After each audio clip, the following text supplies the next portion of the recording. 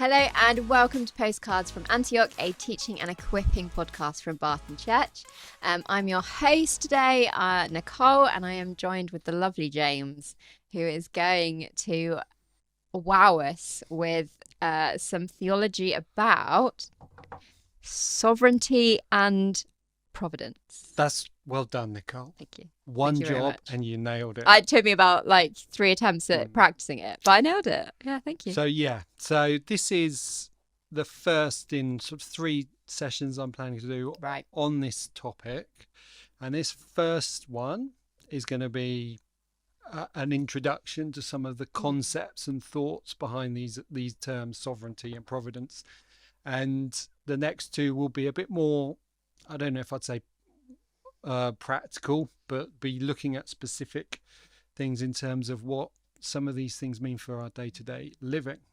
And so just to prepare the listener, the viewer, should we be expecting some definitive answers and certainty in this episode? Well, I think probably you should never expect any of those things from me ever. Yeah, have I not learned? Yeah.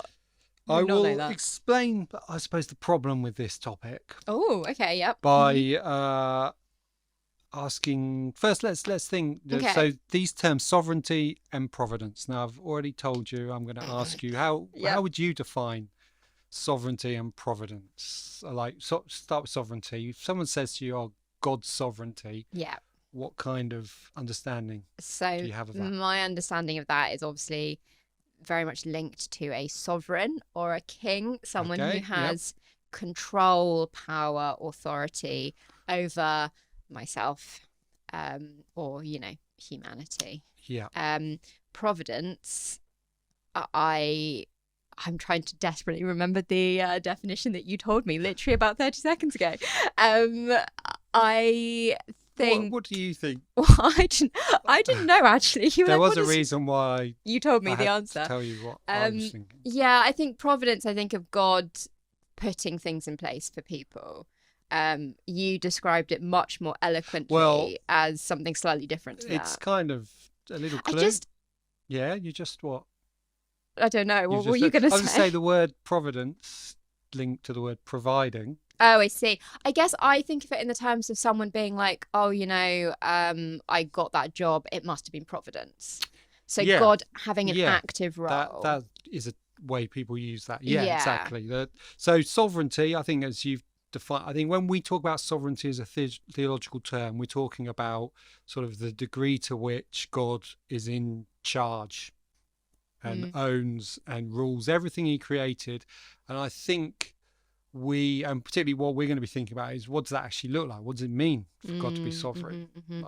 And the same with providence, which I understand as God's continuous care and involvement in what he's created. Yes, that's what you said. Beautifully said. That's providence. So your example is true. The fact God has provided this particular job for me, that's God interacting with the world he's created. He doesn't just create and then say, I'm done.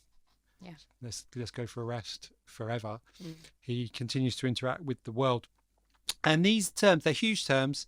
They have huge implications, I think. The way we understand, because it's essentially, how is God in charge of everything? And what does that look like? And this touches on I was just going to say these topics. So weird because maybe it's providence that we're looking at it, because I genuinely had this conversation with several different people in the space of the last couple of months, being like, well, does God genuinely have a path that I have to follow, or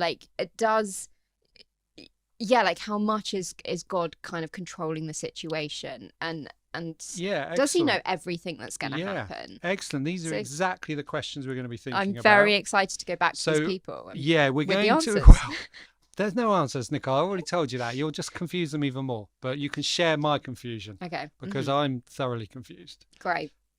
And we're going to be thinking about some of those specific questions, like prayer. I mean, we did do a session on guidance. Yeah, I remember that. In season 1, I think, series 1.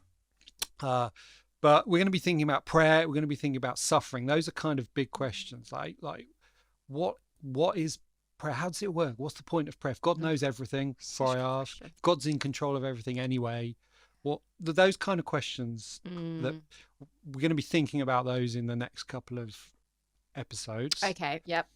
But today we're going to have a kind of broad discussion about those terms and raise some of the issues and an overview of the different discussions. And the problem I've already strongly hinted that if you want someone to say, look, this is the correct way to understand God's sovereignty or how God interacts with the world, you know, what it means for free will and all those kind of things, you need to find another podcast. I'm sure you can. Because the problem I've had is I've done a lot of reading, a lot of thinking about all these topics, and I have looked at lots of different views.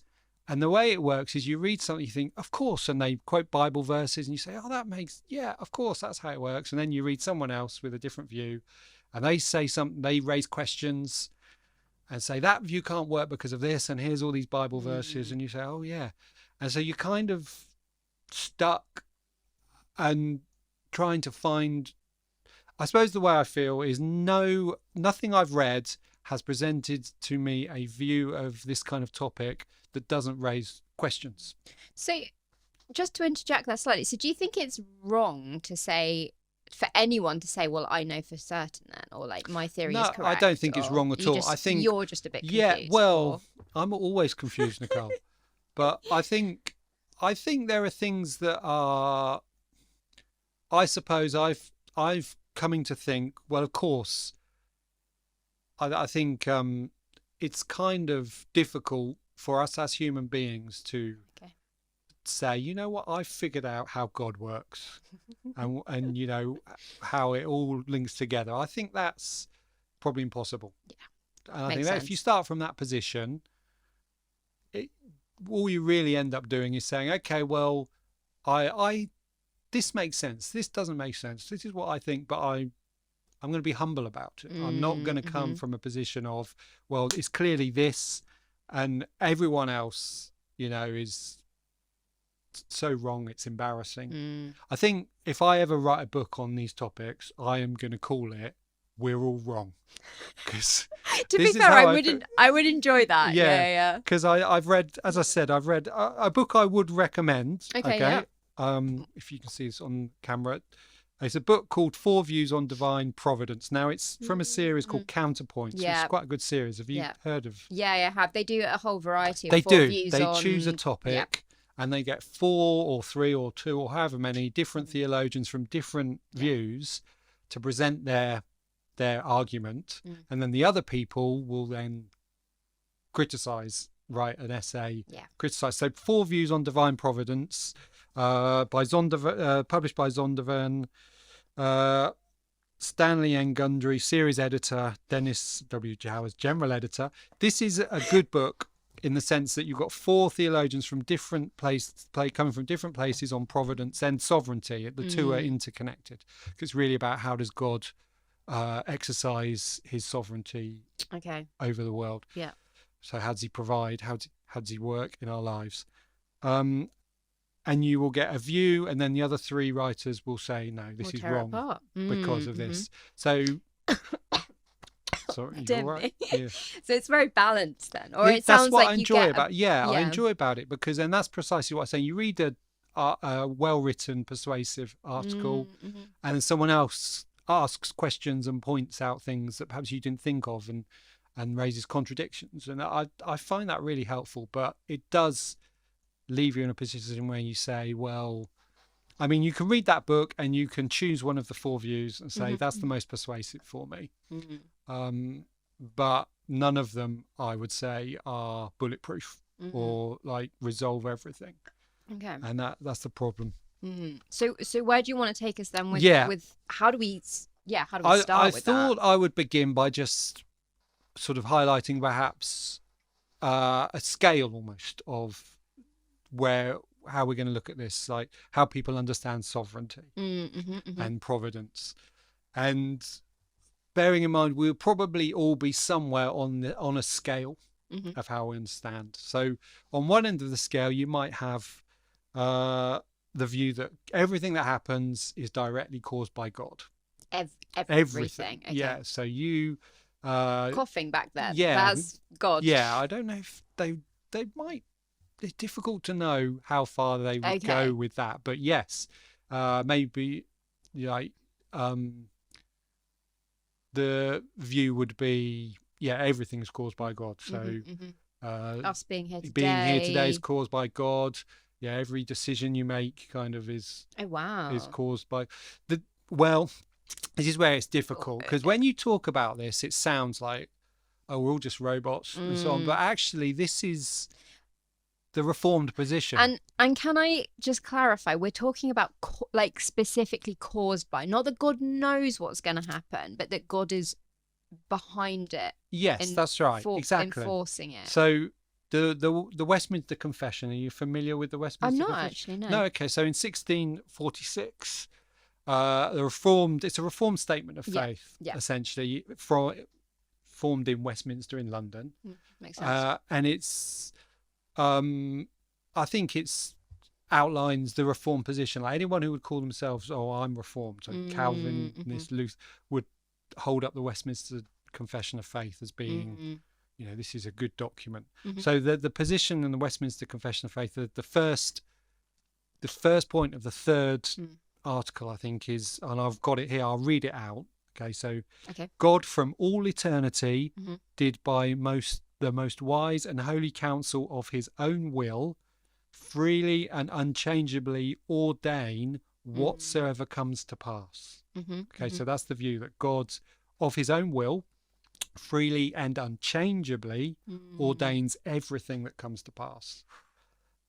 But they add this next bit, yet so as thereby neither is God the author of sin, nor is violence offered to the will of the creatures, nor is the liberty or contingency of second causes taken away, but rather established. Right. So that's a kind of wordy way of saying, look, God causes everything, but he does so in some way where he's not responsible for sin. He's not creating evil. He's not violating your responsibility for your decisions. Okay. Even though he is controlling you, he does it in some way that means you are still responsible for your decisions. Right. That logic makes complete sense to me.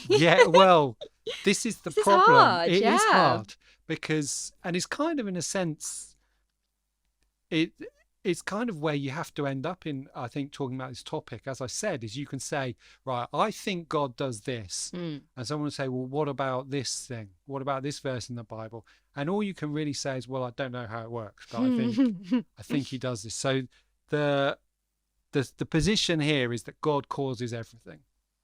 So good and bad. Floods, earthquakes, God does it. Okay. Okay. That's kind of, and although some people may say, oh, I don't know about that, that's the Reformed position. That's where you end up. And this is why I talk about a scale. Yeah. Because there'd be people who might say, well, I'm Reformed, but would not hold.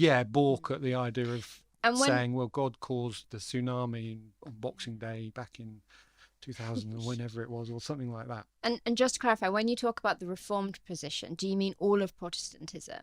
Like, because obviously we talk about the Reformation, we talk about the rise of Protestantism. So I would say no, because there are a lot of Protestant. So it's a specific position within Protestantism. Yeah, it has its roots in the founders of the Reformation, like Calvin and Luther and so on. Cool. So if you have that at one extreme, you could go the other extreme and say the other extreme is God causes nothing. That he kind of created the world and he just hands back off and lets it run like a watch, which is a position we call deism. Can I ask a question about that? You can ask a question. How do you hold that position and read the Bible? Exactly. So this is you're not going to be holding it as I would say, although that seems like the logical opposition to that view, God causes nothing, I don't think that's reasonably a Christian view. No, because the message of the view is God interfering. The message of the Bible is that God gets in our business. You heard it here first. God is involved. So I would dismiss deism as a Christian position. Okay. I don't mean to offend any of our deist listeners. I'm sure there are many of us. Yes. And equally, another view I would want to kind of push aside and not deal with is dualism. Okay. Which, are you familiar with? I'm thinking of Gnosticism now, but I'm guessing it's slightly different. There's traces of dualism in some forms of Gnosticism, but the idea that essentially there are two powers, and God is at war essentially with, and it's sorry, I keep interrupting. No, that's fine. Isn't it more the kind of the spiritual versus the natural world is often where it absolutely comes out. You can use dualism to refer to that kind of dichotomy, yes, but I'm using it to refer to the idea that there's God and another power, say the devil. Oh, I see. Okay, so there are dual powers, and the problem is God's will is not always done because obviously the devil is fighting against him, and that sounds like it might be a Christian position, but the problem is the Bible's very clear that God has no equal. So the idea that the devil is equal to God, an equal force in this world, is difficult to defend from the Bible. Okay, that makes sense. Yeah. So I'll just mention those. Just think about, move them out of the way. So we've got a view that God causes everything, and perhaps the other view the other extreme we might want to take is, or if you could call it an extreme, if you could call either of these an extreme, is the view that God, we believe God created the world and interacts with the world. And as a Christian position, we believe God sent his son to die for us, all those kind of Christian positions. But that God limits his direct control of the world in some way. That he is sovereign, yes, but he limits his sovereignty through his own choice. Right, that I was going to say again, that's the key bit there, that he is not limited. Yes, he limits himself. So, and this view is associated with a school of thought called open theism. Okay. So I don't know if you've heard of open theism. It's come up, but I couldn't define it for you. So open theism, broadly speaking, and again, within open theism, there's probably different schools of emphasis. But the idea, God is, as you'd read, it's a Christian position. God is sovereign. He has an ultimate purpose, but he does not have like a step-by-step blueprint for how things are going to go. Yeah. And he reacts to what he's created. Yeah. So God does not necessarily cause everything. He reacts to what we do and what happens in the world. Okay. And you look like I've got a question. Yeah. Well, I'll finish the definition. Yeah. And love, love requires us to freely choose God. So therefore, for it to be to be real love, we have to be able to freely choose God without his interference. So we have free will to the extent that we can choose to respond to God or not. And I don't know if this is every open theist believes this or holds this position, but it's a common kind of view you find in open theism, that this extends, God's limit of his power extends to the point that he does not know what you are going to choose or do, because if he knew, it would take away your freedom to make the opposite choice in a sense. And this is one of the problems with this topic. Philosophy, we're going to get into a lot of philosophy, like so bad at it. First causes, second causes, all those kind of things. We're probably not going to do much about that or talk about that, but that's kind of a view. Like you've got the reform position, which I might refer to as the deterministic position, not as a kind of a negative, but just because the view is that God determines everything. And to what you may say the open theism view is that God has an agenda and an ultimate destination, but beyond that. Okay, because that was my question. So when we talk about God not knowing, can we still hold to say some of the events maybe that are talked about in Revelation, or that Jesus talks about the final judgment, death being completely defeated, Satan obviously being completely defeated. Open theism would say yes, absolutely. That's set. Okay. But the question is, how does that come about? How do we get there? Yeah, how do we get there? The journey is open. It's kind of, and I don't know, an image that might be helpful is imagine God as a chess master playing chess, and he wins every game. And the question is, does he win every game because he's actually playing both sides, or does he win every game because he's a master chess player and he can respond to whatever move his opponent. Oh my gosh, I love that illustration. Yeah. That's so interesting. So, and this is a question. And when you put it like that, if you're like me, you probably think, well, one of those sounds more attractive, yeah, or 100%, more like biblical, you might say. But that's another problem I must mention, is the tendency in ourselves to take our position and say, well, that's biblical. Yeah. To sort of start from the position that the place that our position is biblical, and therefore any other position isn't biblical. Yes, yeah. And the problem is with this, as we will discover, is that the Bible says so many different things about these kind of ideas, that there's a reason why when you read a book like Four Views on Divine Providence, they all quote the Bible. There are 4 views, and they all have biblical evidence to back up their position. So those two extremes. And I'm going to assume that as a Christian, as in believing Jesus is the Son of God, who came, died for our sins, rose from the dead, all those kind of core values, you'll probably fall somewhere along that spectrum. Maybe more in one camp than the other, depending on your theology, your tradition, how you read the Bible. But kind of, I would say that's kind of the spectrum of Christian ideas. But of course, the problem is that, again, you'll read people who say, well, as I was kind of saying, well, that's not a Christian view. Your view, open theism isn't Christian, or determinism isn't Christian because of this or that. But I am being generous, I suppose, hospitable in terms of allowing this room. And then this is part of my problem. I will mention another view, just out of interest, because it's one of the views from this book. It's quite an interesting idea. Yeah. Called, we probably won't talk much about it, but we'll mention it because it's this chess master analogy. It brings in a third one. It's the view of Molinism. I don't know if you've heard I've of it. not heard of Molinism. No, I hadn't really until I'd read this book. It's Molinism. So Molinism. So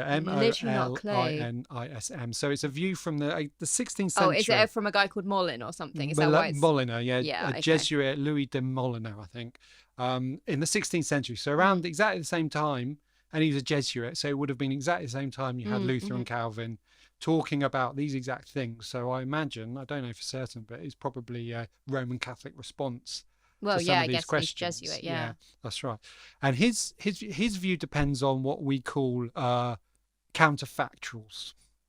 So this is where it gets a bit philosophical, but it's fairly straightforward. Okay. Are you ready for this? Okay, Nicole. Hit me with your philosophy. Here is the question. If you flew to the moon and landed on the moon, and you stepped out of the lunar module, would you walk left or right or straight on from the lunar module? Probably straight. Okay. Well, that's good. But you don't know for certain. But no. Yeah. And the point is, does God know already where you'd walk? So this is the question. Yeah. And this is a counterfactual. It's, does God know counterfactuals? Does he know things you haven't done? Oh, I see. Yes, because I haven't done it until I get there. There might be a nice shiny rock over to the left. Exactly. Wouldn't know that till I got there. What if you never go to the moon? Would God still know whether you were going to walk out? That's the question. Would he know? Would he know if it never happened? If it never happened. I mean, let's be honest, that's right. It's not going to. It might not. Yeah, so does God still know, even though you will probably never go to the moon? That's the question. Can you take that, like... I suppose you can just keep taking that to more and more extremes, can't you? Like, I mean, there's a view, there's a story in the Bible. This is the other thing, is when you get into this, there's all these kind of stories that you may not know are in the Bible that throw up all these questions. There's a story in 1 Samuel 23. 1 Samuel 23 is two stories about David. He's running for his life from Saul and he's hiding out. And there are two stories that back to back about him sort of seeking advice about something. One's about whether or not he should go to and attack a group of bandits or so on. But the second story is the one I'm thinking about, where he's hiding in a place called, I think it's Keilah, Ckaii, K-L-A-H maybe, Keilah, city. Mm-hmm. Don't know. It's in 1 Samuel 23. You can go and check yourself. And Saul hears he's hiding, so he gathers an army to go and get David. And David summons the priest who's got the ephod, which in the Old Testament was a way of seeking God's will. Yeah. Am I right in thinking slightly like divination? Yeah, like I think stones yeah. and so. And he's asked the priest, and use the ephod. Tell me, if Saul comes, will the elders of this city hand me over to him? Mm-hmm. And the answer comes back, yes, they will. So David leaves the city, thinks, I'm not safe here. And when Saul hears that David's left the city, he doesn't go down to the city because David's gone. Right. So this is an example of a counterfactual biblical story, God knowing a counterfactual. He knew what would happen if Saul went down. Right. But in the end, Saul didn't go down. Yeah, okay.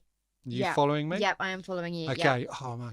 Well, how long have we got to record? I actually have no idea when we started. Don't worry. We'll just keep going. So Molinism is this view. Now, I'll speak to you in a language you might be able to understand. Excellent. Small words. You're a fan of the Marvel films, right? Oh my gosh, yes. Yeah, so in the Infinity War, is that one of them? Yeah. The first one. Do you remember that bit where Doctor Strange is looking into all the different futures and trying to find one where they beat Thanos? And there's like one. Yeah, so Molinism is essentially, again, apologies to Molinists out there for sort of you are Doctor trying Strange to dumb down using the time stone. the Molinist theology. It's like that. Before God created the world, he, using his foreknowledge, looked at every possible world that could be created and everything that every human being would choose, because he knows counterfactuals, he knows what people would choose even if it never comes to pass. Okay. And then he ended up choosing and creating the one world where his will is done in everything. Right. Do you follow that? Yeah. So God foresaw every possibility and chose to just create the one make real the one possibility where his will is done. So by that logic, just to make sure I've understood this, our actions are our own, but God has chosen because there are infinite possibilities. God is the cause of everything because he's chosen how everything's going to work out. But at the same time, we're still making all the choices and the free. I've actually heard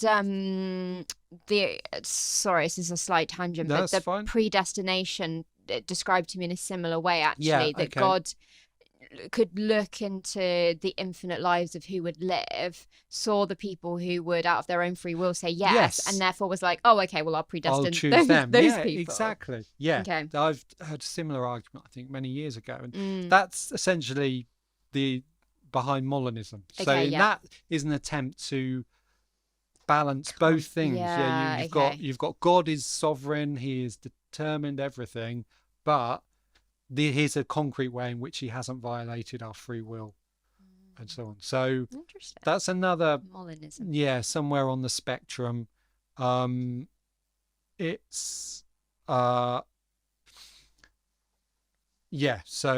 it's mentioned in this book.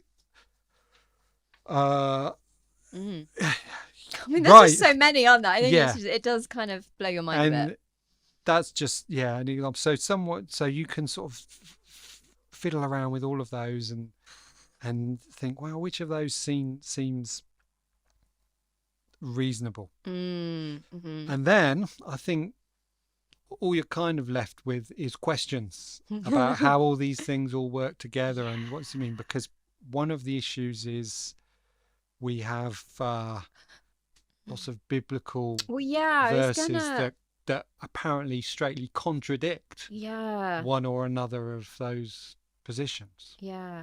I mean, I've just got so many questions about the biblical basis for all of those, actually. Yeah. But I mean, perhaps maybe it'd be better to be led by you. Are you going to take us through a couple of of the Bible bits? Well, I've got plenty. I've got loads of verses here. So I think one of the problems is as I say, the scripture champions both divine sovereignty and human responsibility. Yes, so it does. How do you make that work? I think it's fair to say that wherever the line is for, as I think this is a view raised by one of the people in the Divine Providence book is you can argue, like, well, doesn't this view violate our, if God determines everything, how can he hold me responsible completely for sin? One of the lines is, however you understand it, Scripture suggests that wherever the line is, we're over it in terms of responsibility. Okay. Yeah, wherever the line is, we have crossed it. Basically, we cannot use determinism to argue that I can and do whatever I like. Yes, and this is kind of the reality of the deterministic view. The Westminster Confession statement is you have to say God freely of his own will or causes everything that happens to come to pass, but we don't know how he does it without violating our responsibility, without them becoming the first cause behind all of our actions, without being responsible for sin. Like, because obviously if God causes it, did he cause the fall? Yeah, exactly. It's very difficult. Completely. I mean, in terms of logically, God is therefore the author of sin. And this is kind of one of the arguments that the open theists make, is that there's no way to hold the deterministic position without ending up making God responsible for everything. All you've got is, well, I don't know how he does it, but he does it in a way without being the author of sin. Yeah, there's no suggestion of how. Which is, as I say, I think that's a fair enough position. But then you have to take that, but like the open theist could say, well, I think God gives us total and utter freedom and respects our free will, but he does it in a way without violating his sovereignty. You just flip the argument, if you see. Oh, I see. Yes. Okay. You can't win, basically. Yeah. This is the issue. If you're going to rely on inscrutability, God's inscrutability as a defense for your position, you have to allow your opponents to be able to say, well, I don't know how it works, but it does. Okay. Right. So okay. Nicole. My gosh, I have so much to think about here that my brain is exploding. Oh yeah, maybe we should look at some of these verses. Oh, okay. Will that help? Will that make them any less explosive? I don't know. Okay. Go on then, hit me. For example, with right, here are some of the questions. So for example, you've got verse 40, Isaiah 45 verse 7. This is a reasonably well-known verse, I would say. Can't find Isaiah, it's going well, isn't it? That's right. Isaiah 45 verse 7. 45. So this is a verse that sort of the determinist, the reform position would look at and say, well, here you go, black and white. Okay. Black and white determinist view. Okay, yeah. I form the light and create darkness. I bring prosperity and create disaster. I, the Lord, do all these things. Yeah, so exactly. So there you go. The Bible says God creates light and darkness. So yeah, problem solved. But of course, there are other verses where that challenge the determinist. Like another random Exodus 32:14. No, it's not random. I'm not randomly picked a verse. Just one from my list. Then the Lord relented and he did not bring on his people the disaster he had threatened. Yeah, so again, it doesn't necessarily seem directly related, but the idea is that God relented, God changed his mind. And we see this with, I've read this various different interpretations, but in a plain reading of Sodom and Gomorrah, exactly, God dialoguing with Abraham and actually, appearing to be flexible. Amenable, yes, yeah. And we'll think a bit more about that when we look at prayer. Yeah. The future session. But yeah, exactly. This is the issue. You've got verses where it seems like, look, God, I control everything, good and bad. It's all from me. And you've got verses that seem to imply, well, God responds to, God hasn't, necessarily freely and unchangeably ordained whatsoever comes to pass, because he repents, he relents. Genesis 6 is another one where it says God repented of the fact he'd made humanity. Yes, yeah. That so the open theist would then be able to look at those and say, well, there you go. God is reacting to what he's created and responding. Yeah. So going back to our chess and master analogy, I just remembered just sorry for, it's very unprofessional to go back to Molinism at this point. We love but Molinism.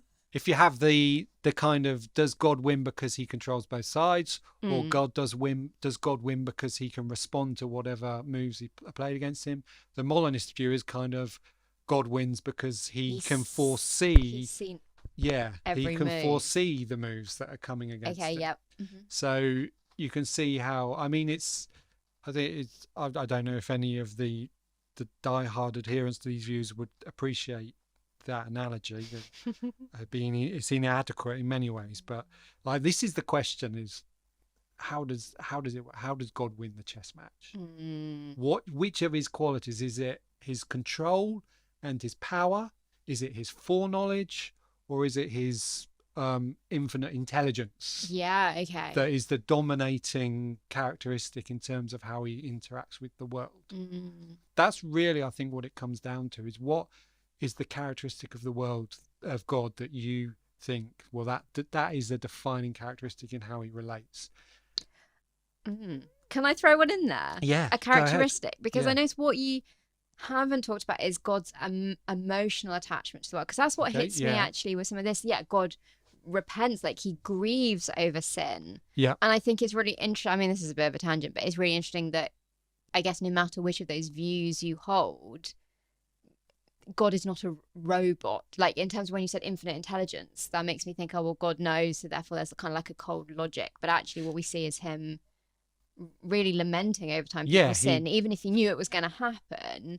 Like, it doesn't change that fact. I guess he loves what he's created. And I think that's, in a sense, this is, open theists would say, well, obviously love is the defining characteristic of God. That's the defining characteristic of our worldview.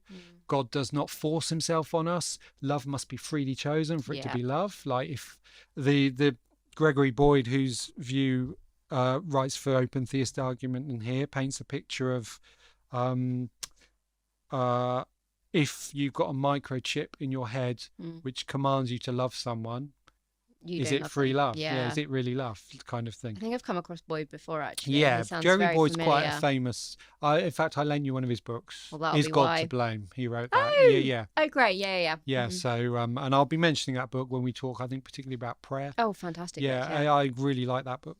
Even that, I don't, just to clarify, you can read people's books without necessarily agreeing with everything they say. 100%. 100%. I don't want anyone to say, oh, James is an open theist then. That's not necessarily. As I said, I think all of the views I'm reading have questions. Were you about to... Well, I was just going to say, I think, I think it's a point you've already made before. I just think it's worth labouring in terms of the idea of, it's not anti-Christian to think about this and to or anti-biblical, because actually some of the conversations I was having with people was like, oh my gosh, did you hear this kind of heretical view that God might not know exactly what I'm going to do? And they could not, I mean, not that I'm in no way would be able to present a compelling argument in the way that you've presented it, but they were quite taken aback by, it's not a radical heretical view necessarily. This is this is the problem I find, is that it's very easy to come at it and say, well, this is right, and this view is actually such a threat that it must be a heresy, even though Gregory Boyd clearly believes in the authority of Scripture, the same work of Christ, as do the people from the other Paul Cross Helseth. Oh God, I've massacred his name, but who comes from the strong reformed position. Again, he's arguing from the position, no, well, of course, Jesus died to save us all. This all, and I think this is the thing, is you kind of need to be free to have these discussions without being worried about being stoned or burnt at the stake. Because we can sometimes do that. But I suppose it comes down to what, as we were saying, what are the kind of defining characteristics of how God interacts with the world? So, like, one of the criticisms, and I think this is a fair criticism, one of the criticisms the Reform position does throw at open theism is, well, you're clearly influenced by cultural voices 100%. about, the individual freedom, your rights to choose and not to have anything taken away from you. And I think that's a fair argument. And it does seem to be very much individualistic. Like, you don't get this kind of idea that my actions as an individual have implications for like the community, yes, I guess, exactly. which is actually very biblical. You can see Israel I as think a community. I'm sure there are many open theists who would have something to say on that matter. But absolutely. And I think it's a fair question, like, because one of the reasons why in myself I find some of the things Gregory Boyd writes sound that's sounds good, attractive. It's because it does resonate with the voices you grow up with in a liberal Western democracy. But at the same time, and this is a thought I had, is I also say, well, yes, but is it probably not fair to say that, like, Luther and Calvin were also influenced by their culture and their view of sovereignty and how it's exercised may have been influenced by the way the kings and rulers, Charles V and Francis of France, Francis the First King of France, Henry VIII. The king is the head of the church. And how do the kings how do they do things in the 15th and 16th century? Well, they did things by threat of force. How did they exercise their sovereignty? By killing people who didn't agree with them. And so is it not fair to ask whether that influenced the reformers in their terms of their understanding of how God exercises his sovereignty? Their kings marched big armies and took what they wanted by force. And this feudal system as well, I guess, with exactly. everyone having everyone having their place. And there being someone above them. So I think it's a fair question to say, is open. How much is open theism influenced by modern cultural values? But again, I think, well, we can ask the same question: how much is the Reform position influenced by the values of medieval Europe, Renaissance Europe? Which is, again, just makes it difficult. But then where do you end? Because if you're essentially saying that the waters are muddied. Whoever you are, the waters are muddied. We're influenced by. We've got lenses. We talked about this earlier when we were talking about the liberation theology. That's literally what I was just thinking. Is your experience and is the lens through which you read the Bible and understand God.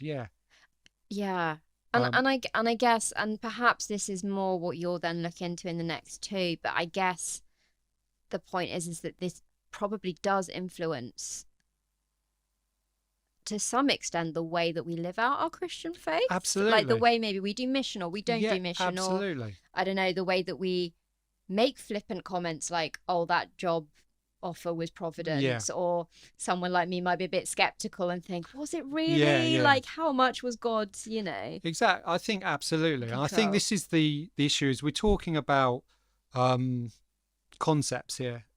But they do, the way we view God's sovereignty will influence how we live.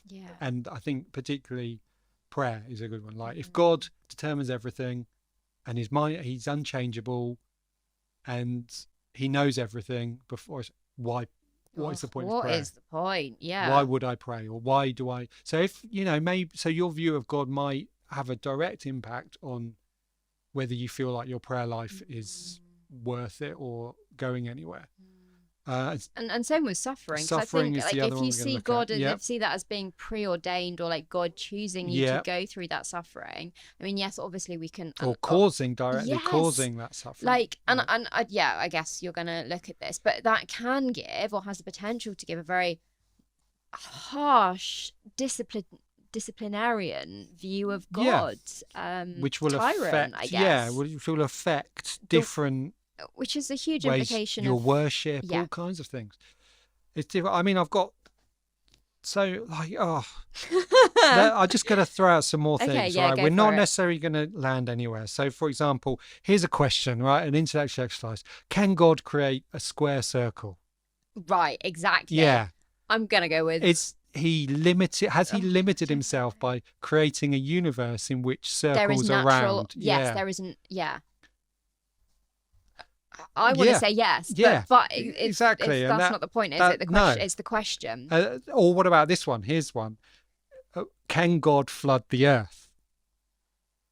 Yeah, I want to say yes, But there is a big but. because he's promised not He's to. promised not to in Genesis. What? So has he limited his sovereignty? Yeah. By promising not to do something? Destroy the whole world in that way. Yeah. Yeah. That kind of question is, and then has God limited himself? Has he damaged his sovereignty? And of course, we might say, well, no, we don't think he has. But it raises these questions of, well, how then can you not? How maybe you don't know God has put other limits on himself, and and we don't know them. I guess the one I always go to is like, could God commit an evil act? Like Jesus, for example. Yes.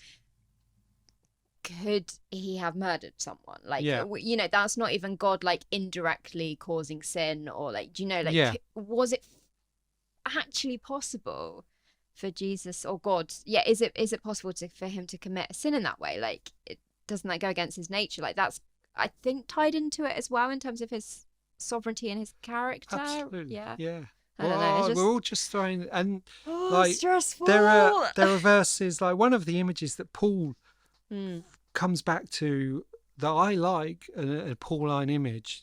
I won't get to read out the verses, but they're in 1 Corinthians 3:9, 2 Corinthians 5:20, verse 2 verses chapter 6, and 2 Timothy 2:3 and 4. He talks about us as being fellow workers, God's co-workers. Yep. And that implies some sort of interaction. Like, if I was painting a house, would I say my paintbrush is a co-worker? Would I describe it that way? But in the determinist view, you and I are paintbrushes. But I was going to say, and rightly, like, not unbiblically so, because Paul also talks about that we are the lumps of clay, and that how dare the clay say to the potter, "You've created me this way." Or, I mean, obviously, for what purpose we've been created for different purposes. Yeah, exactly. So Paul, I feel like Paul obviously had some kind of idea. Yeah, Paul had an idea. I don't think he just felt like today he was an open theist, today he was a determinist. I think he obviously had some kind of idea of how it all worked together in his head. But again, there is an element in Judaism of being okay with not being able to resolve the issues, which I think we struggle with in sort of the Western logical tradition. And this is one of the problems with looking at this, is you end up unable to answer questions, and that threatens your sort of peace in holding a view. Another on the image of co-workers, an interesting idea I read in a book, Mike Heiser. I don't know if you read that. Dan was talking about this book, The Unseen. Oh, yes, I know which one you mean. The Unseen Realm. He said he wasn't writing on providence and sovereignty, but as an aside, he's talking about the supernatural worldview of the Bible. And as an aside, he talks about free will as being a key component of being made in the image of God. That we're his representatives on this world, his image, and as a result, we are free to act. And there's an interesting story, again, another one of these weird Old Testament stories in 1 Kings 22, I think it is, where it's the story of Ahab deciding, should I go to war with this place? And all the prophets say, yes, you will have success. And then one of the other kings, the king of Judah, says, well, I can't remember his name, says, oh, is there another prophet we can ask? And I think it's, is it Micah? Have I got? I'm not going to be able to tell you off the top of my head. I think Micaiah. I was going to say Micah's later. Micaiah, the prophet, comes along and he prophesies and says, no, yes, everything's going to be fine. And they say, are you sure? And he says, no, you're going to die if you go to war against these people. And Ahab has a strop. But Micaiah sort of says, look, this is what happened. God said, how can I get Ahab to declare war and go down to this place where he will be killed? And then a spirit comes and says, I will put I'll deceive the prophets and they'll give them a false prophecy. And God says, okay, we'll go with that. And Heiser kind of raises this image of, this is how it works. God has an idea. God has a goal. He wants Ahab to go to his death. But he says to his council, how shall we do this? And he presents that as kind of an image of how God works with us, that God has it right. We're going to redeem the world. And then he looks at you and I and says, how shall we do this? Yeah. And he's open to our input, if you like, to our suggestions, which is another, again, I don't think Heiser would put his hand up and say, oh, I'm, an open theist or I'm a determinist, but just, 2 Peter 3:9. So much. God is not slow to act, as some of you understand slowness, but is patient, not wanting anyone to perish, but everyone to come to repentance. Okay, then, so why does God determine people to be perished if he wants everyone to come to repentance? Or if you want to criticize the open theists, if God is infinitely persuasive and intelligent, why doesn't he just persuade everyone to respond? Oh, Nicole, we can't get anywhere.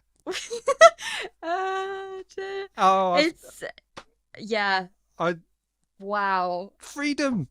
Like if you go into a room and there's 20 doors and you're free to choose any one, but all of the doors are locked but one, are you still free?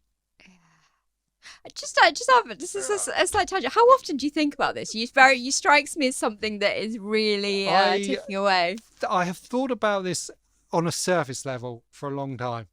And it was only when I was preparing this podcast that I thought, all right, let's really dive in. Oh, really? And wrestle with some of these things. And you wish you never had. Regret it because, there's all these things like this idea that freedom, like, so Gerard Manley Hopkins, who's known as a poet, but he wrote some thoughts on freedom, like, if I put my wallet on the table, say, Nicole, you can help yourself to money from my wallet.